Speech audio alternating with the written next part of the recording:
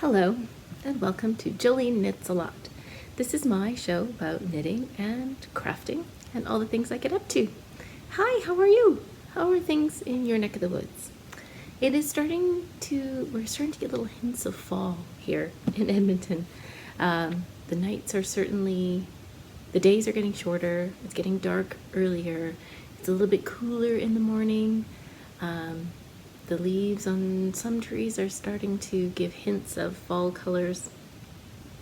And so the seasons are changing, and definitely we have done some back to school shopping. School supplies have been purchased and organized. Some back to school clothes have been arranged. So yes, we're definitely moving towards fall here. And I guess that's a good thing. Change is good, and change is a constant. Nothing stays the same forever. So we're moving forward, looking forward to a new school year. My daughters will be in grades 10 and 8 this year.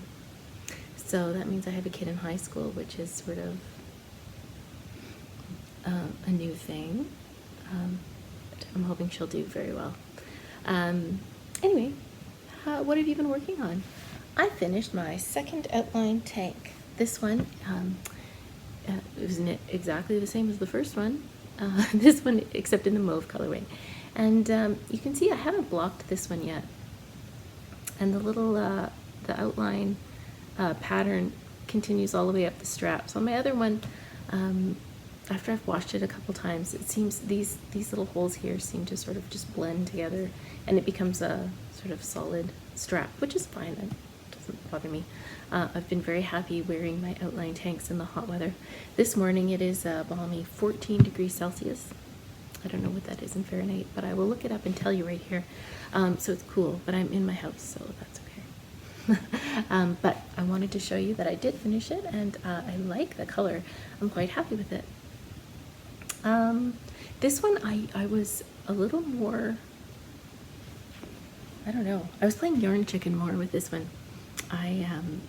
I was knitting, I wanted to knit the body as long as I possibly could, and I knew that my other one, I had a small ball left over, so I kept saying to myself, well, I think I have enough for one more round. I'll just try for one more round. And then when I got up to my last strap, I needed to do like 2 more rows of, I think it's 10 stitches, and I ran out of yarn. Fortunately, I had done like a long tail cast on, I think. It was either long tail or it was Old Norwegian, which is a form of a long tail cast on. And I had a fair tail left over, as I often do when I do long tail cast ons. I always end up with an extra long tail on my long tail cast ons. So I wove that end in, snipped off what was left, and used the remainder to knit my last 2 rows on the strap, and I had a completed object. So that was good and successful. And yeah, I'll probably try and wear this in the few hot days we have left. I know we're expecting some rain here soon, which is excellent because wildfire season. Wildfires all summer. We've had a very, very dry summer here in the west of Canada, and in the west of the United States as well. Just really, really dry conditions leading to a lot of wildfires. Mostly forest fires in BC, which affect us because the smoke blows over, but also wildfires here in Alberta too, in our grasslands. So any rain that we're getting, which is anticipated for next week, would be appreciated. So this is my what I'm wearing and my finished object this week, my outline tank. I have another finished object which I don't even think you've seen. I think I talked about it last episode. And that was when I was talking about how I'm not a super trendy knitter or really dresser. I like to wear more classic pieces and feel put together these days, and not necessarily sort of jump on trends and stuff. But this trend is something that is totally up my alley, so I'm quite happy with that. It is a sweater vest, and it's still damp because I was just blocking it. This is the Stockholm. I have to choose the right Scandinavian city. This is the Stockholm Slip-Over. It is a pattern by Petite Knits. She knit hers in worsted weight yarn, I believe. But I had some fingering weight, long-suffering fingering weight yarn. I'll just show you like this. Oh, I'll just pretend I'm wearing it. I had some long-suffering fingering weight yarn and some yarn left over from a previous project. So the purpley kind of color, which is very on trend. I've been telling my older daughter, poor kid, I'd be like, oh, I saw that this color was very trendy this year, which is very unlike me. But anyway, this purpley color is Brooklyn Tweed Loft in the Blanket Fort colorway. I have had these two skeins for possibly a decade. They have just been sitting in the stash, and I've never really known what to do with them because there's only two skeins, and I kind of hemmed and hawed about them.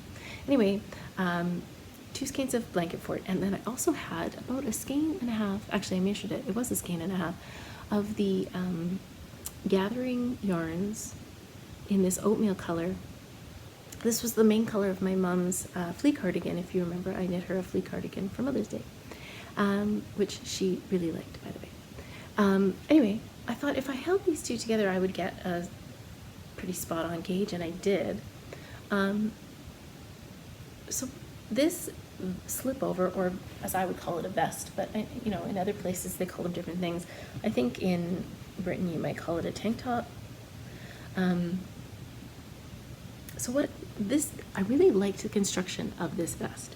You start at the back, and you just cast on and knit straight down and do all this shaping in the back.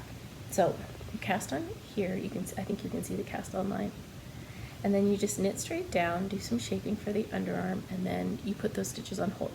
And you come around to the front, and you work one side at a time, picking up stitches from the cast on edge. So there's the cast on edge. And you work some very clever short rows to get some really nice shaping. And I think you can see it best maybe from the back. So this is, if this is the cast on edge, you can see there are some short rows there that create this sort of slope, which is exactly how your shoulders are shaped. It's brilliant. So you do that on both sides, and you work down a certain amount until you get to the bottom of your neck opening right here, and then you cast on a few more, and then the shaping mimics the back. So once you've got all of your stitches for the front and the back, you cast on a few for the underarms, and then you just knit straight down. This vest or slip-over has a very little bit of waist shaping, so you do a couple of decrease rounds as you go down, and then basically I just knit until I had a sort of smaller ball of yarn left. Actually, that's not true. Once I had connected the underarms, the front and back, and was knitting down the body in a tube, I had run out of the oatmeal color yarn.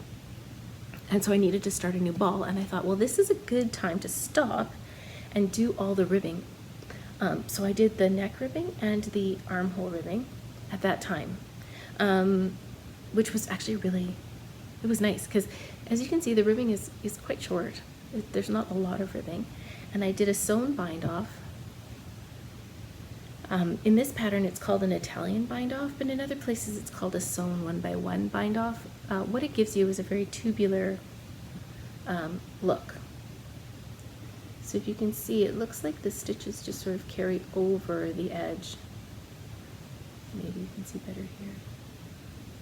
See these knit stitches here, just roll right over the edge, and it's a very nice finish. So I did the neck ribbing and the armhole ribbings, and then I went back and attached the oatmeal color and knit as much as I could until I had a reasonably small ball, and then I used that all up in the ribbing, and I left myself a small amount to do some the Italian bind off on the bottom as well, which I think is a very nice effect. It's very, so you can see the ribbing pulls in a little bit, which is what you want ribbing to do, but that cast off edge is quite stretchy. I've got a lot of give on it, as you can see on the edges. So I'm really happy with this. I think it'll be a great layering piece, especially in the fall. Like if I wore just a t-shirt with this over top and some jeans, or I could wear it with a more sort of formal fitted shirt and some dress pants. I think that this could be very useful. Then my daughter sort of suggested that she might want to borrow it, so we'll see if that actually happens. But I'm really, really happy with the finished object. And here it is. And I'll try and post some pictures of myself modeling it. I do like the marled effect I got with the yarn held together. I just think it's quite, it gives it a lot of dimension, and I think it'll be hopefully a piece that I can wear quite a bit. Now this piece is still kind of damp because I pulled it off the blocking boards to show you. So I'm going to lay it over here to dry. And I have one more finished object to share with you before I get into what I'm working on right now. And that is, well, it's not quite 100% finished, but it's mostly finished, and I wanted to share it with you because you are enough. We are all enough. I'm really happy. Yay, I finished it. I finished all the cross stitch. This was a delightful project. I really enjoyed it. Again, this is some fluff on there. Oh, that's better. This was a very delightful cross stitch pattern. It is the pattern, actually a kit that I got from Junebug and Darlin, and they commented on an Instagram post that I did of this project, so yay for me. The instructions were great. The chart was easy to follow. They broke it down into 4 different sheets, so 4 quadrants, which made it a lot easier to work on. And I'm really, really happy with how it's turned out. All I have to do is the finishing. So that will be, if it's similar to the other one that I worked on, and I believe it is, I will be trimming this a little bit, adding a piece of batting, and then sewing that down in the back and adding a piece of felt on the reverse. And this will be added to my embroidery hoop collection once I find a place to actually hang them. So this is the You Are Enough cross stitch. It is by Junebug and Darlin. I got the kit, I believe I got it from Stash, which is a yarn store in Calgary. I ordered it online. But Junebug and Darlin, it is available online in a number of stockists, including my local yarn shop, the Fiber Nook. So hooray for cross stitch. Now, for the last couple of cross stitch projects I have done, I have taken the opportunity to start a new one right away. However, at this time I am working on some more complicated pieces. Well, piece. I mentioned, I think last time, that I'm going to be teaching a colourwork knitting class at the Prairie Fiber Festival, which is happening in Lacombe on September 11th and 12th, 2 days of classes and vendors, so that's exciting. And there's a couple of vendors that I'm looking forward to visiting. I got a really beautiful mug at last year's Fiber Festival, and I love it. I use it a lot, and my younger daughter likes to steal it from me for water. Anyway, it's important to stay hydrated. But this mug is beautiful, and this vendor also will be at the Fiber Festival, so I'm looking forward to seeing what she had this year. But also, last year I picked up some really lovely yarns, and so I'm looking forward to seeing what the vendors have this year. But because I'm teaching a colourwork class, I was like, you know, it would be nice to sort of pick up a colourwork pattern again, just to remind myself of what I'm doing, make sure that I'm like honed up on my skills, and also I also like to have something colourwork to wear as sort of an example of strand and colourwork, and also just to show to people that yes, I actually do colourwork outside of these small projects that I use for teaching purposes. So having said that, I started the Fox Thoughts pullover. This was a pattern. Maybe I'll pop a picture right here. It is stunning. Whew, it is beautiful. This was a pattern that was in Pom Pom Quarterly in the winter, I think 2020 issue. Maybe I can tell you. Nope. I can't. I think I will clarify right here. But I had prepared myself to work this project. I bought, if you remember, I think I told you, I bought a kit for the color work. The color work is complicated. It is complicated. It has, I think, 14 colors. And at any given time you could be using 2 to 4 different colors at once, because the main color and the contrast color are made up of 2 yarns held together. And those yarns could be marled, so it could be different colors, or it could be the same color held double. As I prepared to work this project, I wanted to be very organized because I didn't want to mess up. And to do that, I got my pattern all printed off, and I like to put my patterns in a protective sleeve because I can keep all the papers in one place. And also I like to use this highlighter tape to keep track of where I am on the pattern, and I find that I can peel it off of the page protector and re-stick it a number of times so that I can keep track of where I am. So I got my pattern all printed out. As ever, when I'm doing a sweater knit or anything with more than one size, I will go read through the whole pattern before I knit it, and I will circle the numbers that I need for my size. I find that this makes things a little bit more straightforward as I'm working the pattern. Sometimes, I don't know about you, but sometimes I forget what size I'm making. I don't know. But if I go through at the beginning and either highlight or circle all of the numbers that I need, and then like if there's entire sections that I don't need, like if it says size extra small, which I am not, only, I'll just X that right out so that I don't have to look at the extra information that doesn't apply to me. So I did that with my pattern. That was step 1 of getting ready. Then, because this pattern has so many colors, I wound them all up and I placed them in little baggies. Here's a good example. Little baggies, and then I labeled them with a Sharpie, and I gave it the color. So in this pattern, the colors are given letters to indicate what color you should be using. So this is letter D. It is the Helix yarn. So here's my little yarn ball bands in there too, and that color is called Anemone. Can I just take a moment to tell you how proud I am that I said anemone correctly the first time? That's impressive. I've only had 1 cup of coffee today. Moving on. So I did this for all of the colors that I needed to use in this pattern. And I put them in a box, if you can see. So what I did was I just I kind of stacked them all up in a couple of rows. This is my main color, so these are all my main color balls of yarn. And then all of my little colors are nice and neatly stacked in my box. Now I'm realizing as I'm saying this sounds very, very anal, and it probably is.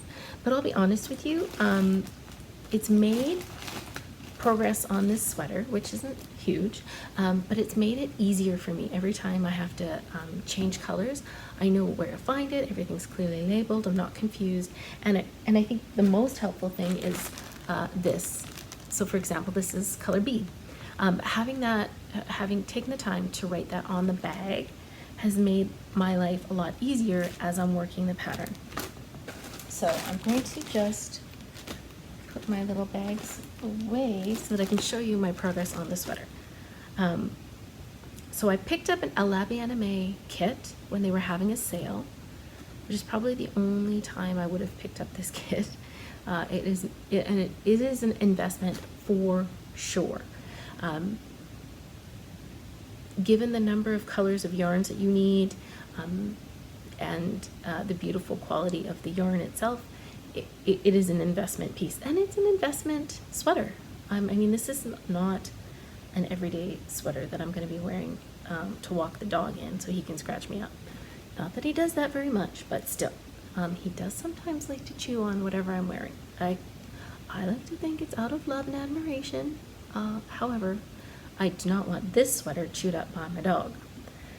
So it was an investment piece, and it's an investment sweater, and so I wanted to make sure that I was taking the time to do this as well as I could. The contrast, or the main color, I was going to use some Wollmeise lace, which I do think would have been lovely. The reason I changed course was that the Wollmeise is a superwash yarn, and all these other ones are not superwash. I should actually just fact check that for myself. No, I don't think any of these are superwash, and so I wanted for colourwork to use a non-superwash yarn, because non-superwash yarns tend to grip each other, and that's what gives the colourwork a really nice finished fabric.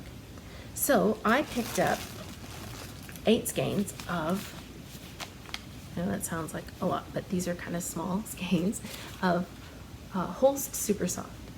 This is a yarn, I believe it's made in Denmark.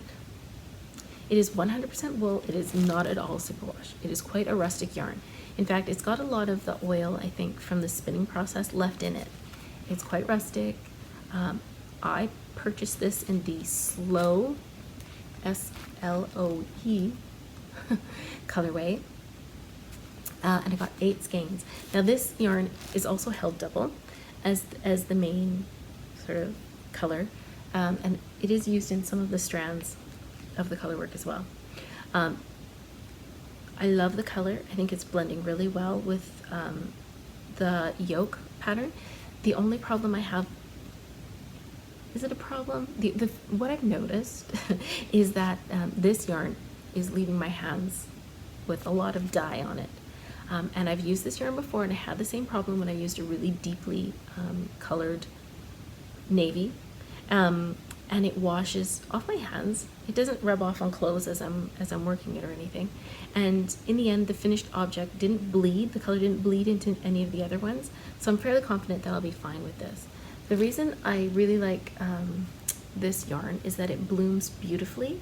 It becomes quite soft when you block it, and it is very cost effective. And it comes in a multitude of colors. You can get this yarn on a 500-gram cone if you love it, and some people do. I know if you have ever followed the Skander podcast, she loves or has used Holst Super Soft many times, and she likes it held double, and to get a different weight, you can get up to I think an Aran weight if you're using the suitable needle size, and it blooms beautifully when you wash it. And in the other colorwork sweater that I used, I didn't notice any bleeding, so I'm hoping that that will be the same for this one. In fact, I'm fairly confident it will be. But let me show you how much I have worked. Now, as you can imagine, I have a lot of balls in the air, as it were. These are all the colors I'm using at the moment. And this is where I'm at. Okay, can we just marvel at the stunning brilliance of the designer to take these colors and to model them in such a beautiful way. Now there are 2 colorwork charts for the yoke. I am nearing the end of the first chart. So this is just preparing me to get into those big, beautiful flowers that I'm going to see later on. But the brilliance is that she takes these really vibrant colors. For example, I'm using this one right now. Wow. And we'll marl them with a really soft, this is called French gray, this is called As If. And then held together, when you marl them, it really tones down that bright pink. And you get a really beautiful colorwork effect. It's so soft and pretty. And so every 2 or so rounds, I am changing 1 or 2 colors. So it is complicated, and I'm trying to only work on this when I have the time and the focus to really pay attention. The other thing that I'm doing to make my life a little bit easier is every time I pick up this project, so for example later today if I'm working on this project, I'm going to weave these ends in all of these ones from yesterday, and I'm going to snip them. I like to leave a little bit of an end because then they won't work their way out, or they're less likely to, and it'll be in the inside. No one is going to see that. So I'll just work in all those ends from yesterday, and then it'll be a lot cleaner for me as I'm working on it today. Also, then that means that I don't have 1,000 ends to weave in at the very end of this project. So that is the Fox Thoughts. I think this is the back. You can see there are some short rows to raise the back, and you can see this slow colorway from the whole super soft is really a nice complement to the colourwork chart. I chose the low color version. There's also a higher color version, which is more of like a mock turtle, and that's just not me. I don't enjoy that. But this, I think, will sit nicely around my neck. It'll be kind of a little bit of a more open neck, which I think I will like. And I think it will be a lovely project. And I am hoping that I can get this done and wear it when I teach colourwork at the Prairie Fiber Festival. For some reason, I always have a hard time saying that. I could say anemone the first time, but Prairie Fiber Festival is tripping me out today. I don't know.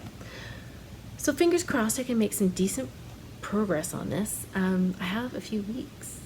And once I get through the yoke, it's just basically stockinette in yarn held double, so it's a fairly decent gauge. It's not like I'm using lace weight by itself or just fingering weight. It's more like well, it's not quite a DK.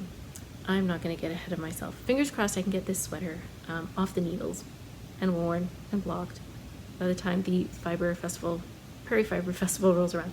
If I don't, there's other things I can wear, so I'm not going to lose too much sleep over it, but it's really, really enjoyable to work on. But it is slow going, so I'll let you know how that progresses. And because this is a bit much to be working on all the time, I wanted to have something I could work on that wasn't going to take so much brain space, that I could just sit and work on. And lo and behold, I remembered that I had my Pavement pullover lying around, just waiting to be picked up. So since I finished the Slip-Over or vest, I picked this up as some stockinette stitch, and it has been very lovely to work on in the evenings when I'm tired and I'm just doing some helical knitting round and round and round to alternate the skein so I don't get too much blobbing. And I'm really liking this fabric. This yarn I picked up at the last Knit City that I attended, which I think was the last Knit City that there was. It is Cider House Yarns in the Quail's Egg colorway. This is their sapling sock yarn, which is superwash merino and 25% nylon. And I'm using the Pavement sweater by Vera Valimaki. I've made this sweater before. I loved it. That sweater is getting very pilly and worn, so it's time for a new one. And I'm really hoping that I get a lot of wear out of this one in the fall. And that is all I have on my needles today. Thanks for joining me on this sunny day in August. I hope that you are getting excited for some fall knits. I hope that you are making the most of your summer. I hope that you are finding time to do the things that you love to do. I know I plan on knitting a lot. Thanks for joining me, and I will see you soon.